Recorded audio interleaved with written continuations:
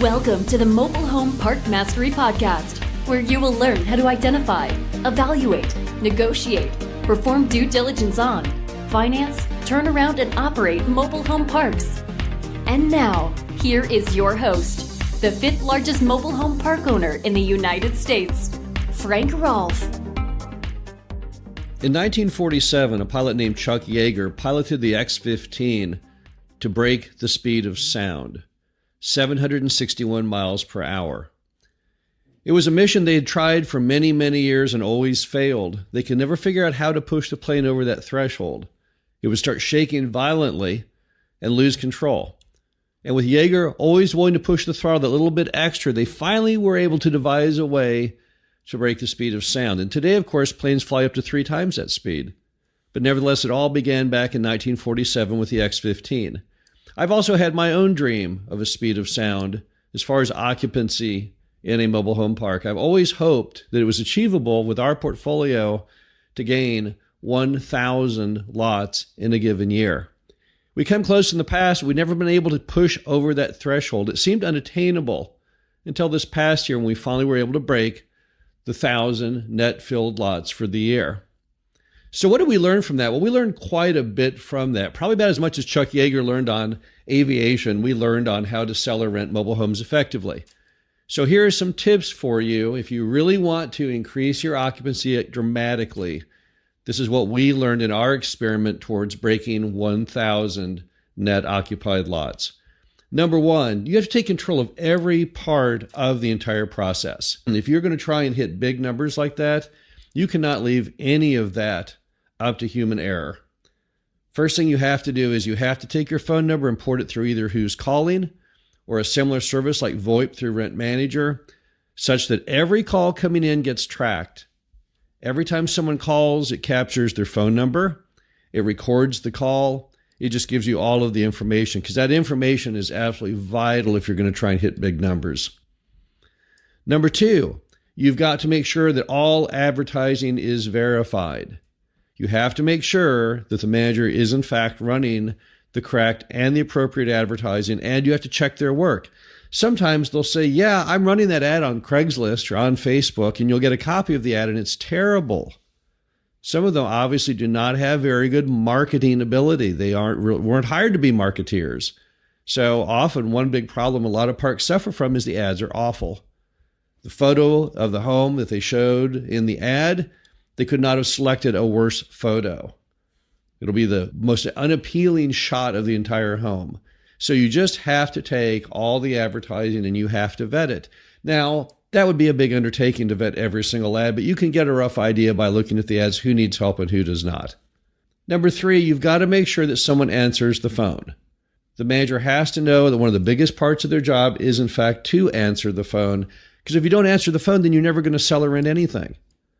The phone must be answered. Now, those Who's Calling reports, those VoIP reports, they will show you if the phone is getting answered or not and how much. And it's absolutely essential that the manager understand they cannot miss those calls. Next, mystery shop the showings. Pay somebody. Hire someone on Craigslist for $50 to go and mystery shop your park. Have them show up as a customer to look at a home and see what happens. You'll learn a huge amount from that. You may learn that that manager just is not the appropriate choice to be selling or renting homes in your property. Next, do plentiful exit interviews. You already have those phone numbers captured through Who's Calling or the VoIP system. Utilize that information. Call those customers up and say, hey, I was just curious, how did it go? Did you buy or rent a home? And if you did not, why not?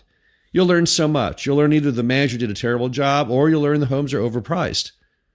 Whatever. This is real information from the real deal, the real source of the person, your customer. So that information is absolutely essential. Next, make sure that you've got an attractive commission structure. You want those managers in the field to be just thinking 24/7 about how much money they're going to make on commissions.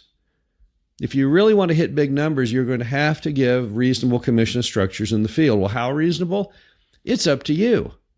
But I would want them to make something at least in the hundreds of dollars on every home that they sell or rent. Some owners don't give the manager any commission when they sell or rent a home, or a pitifully small amount, $50 or $100. That is not going to get anybody into the kind of fervor you need to hit big stats. Also, consider supplementing your manager. If the manager is not up for the job but is great in every other category, if they're good at collections, if they're good at supervising the property condition, working with residents, there's nothing wrong with supplementing them with an additional salesperson if the number of homes warrants that.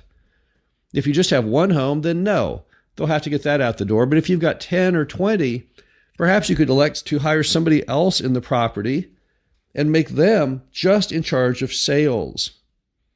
That often can give you the real boost you need, because now you have a single focused person on one tight, narrow area, and hopefully someone who has a background in sales.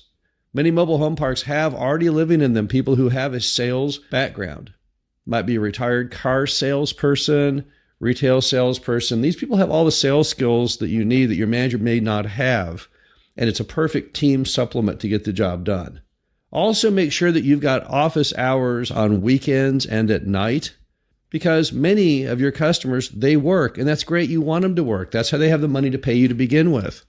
But you've got to set your hours around what your customers need, not what your manager needs. And having the manager work on a Saturday, and maybe not at all on a weekday that corresponds, that's the kind of thinking you need if you're actually going to get more customers in the door, and often the better customers who are very busy with their own careers. On the pricing side, use some common sense. Go to a Walmart. If you're going to rent a home for $800 a month, let's make it $795. Let's use the old Walmart approach of dropping it down by a few pennies, because it just sounds so much better to the consumer. Also, don't be afraid to take small losses on homes to get them out the door. If you look at a vacant lot, which is worth $0, and then you look at the occupied lot in that same property, which might be worth, let's say, $40,000, do you think it might be worthwhile to sell that home at a $5,000 loss to gain $40,000 of value? I would think so. Think like a car dealer. When people make you offers, be flexible. Flexibility is the hallmark of hitting big numbers, because it's been learned in every other industry since the beginning of time that the most important thing is to close the sale if it's within reasonable realms of profitability. If you look at the books on any car dealership, on every single one of those Camaros that was sold, you'll see probably a different sales price. One might be a little bit higher than the next. One might be a little bit lower than the next. The point of it is they got the deals closed. So you can be flexible on pricing, because at the end of the day, where we're making our big money is by occupying that lot. We're not making our big money by renting or selling the home. Not a home dealer. Let the home dealers worry about that. Let that Clayton manufacturer, retailer up the highway, sure, he has to obsess because he gets no further profit. If he buys that home for $30,000 and sells it for $29,000, he'll go out of business pretty rapidly because he made no money. But you, as a park owner, if you buy the home for $30,000 and sell it for $29,000, well, that's okay, because that occupied lot is worth $40,000, so you still made $39,000. It's just a different perspective when you own the property the mobile home sits on. Also, be aggressive if you can on RVs. In many parts of America, you can place RVs on mobile home lots with no restrictions from the city. In other areas, you can place RVs on mobile home lots, but it can't not exceed a certain percent of your total lot flow. The important thing to remember is that a lot of Americans are buying or already own RVs, and they're retiring at the rate of $10,000 per day. And many of those people are going to then sell their home and retire into the RV. I know many people doing this, very upscale people doing this. I know a college professor who recently elected to sell his house, a really nice house, and just travel America in an RV. Would those not make good customers? I think they would. RVs, by and large, cost more than mobile homes. They typically reflect greater pride of ownership than mobile homes in many parks. So don't forget about RVs. Now, how do you reach RVs? It's a little different to market to RVs than to mobile homes. When you're trying to market to RVs, you've got to have a very strong online presence.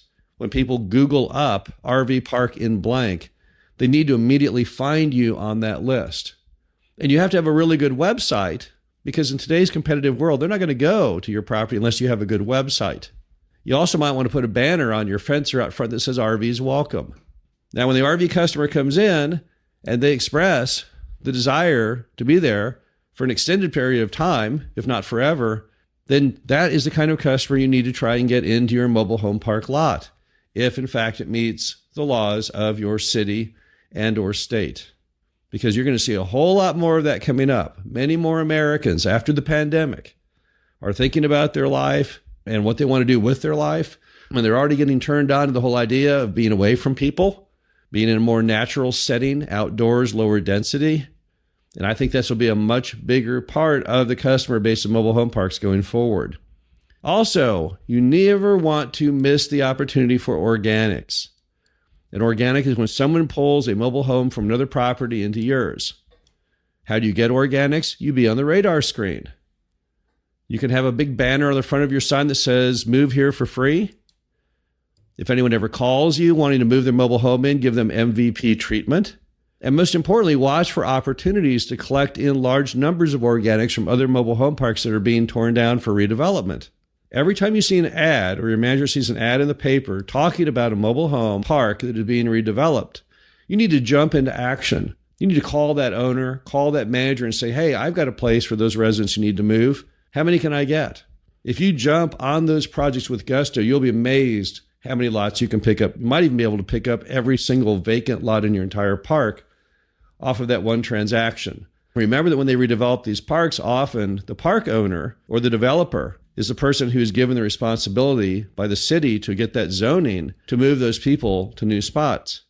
So they really welcome your call with open arms because they see you as the solution to pushing their project forward. The bottom line is if you do all these things we just talked about and you do them in tandem, in unison, you'll be amazed at how many lots you can fill. And filling lots is one of the key ways to make money with your mobile home park. So this is definitely something that's worthy of a lot of thought and introspection so that you too can break the sound barrier of filling your vacant lots. This is Frank Rolfe with Mobile Home Park Mastery. Hope you enjoyed this. Talk to you again soon. Thank you for listening to the Mobile Home Park Mastery Podcast. Be sure to visit us at mhpmastery.com to subscribe to the show, read our show transcriptions, and access all of our great information on mobile home park investing.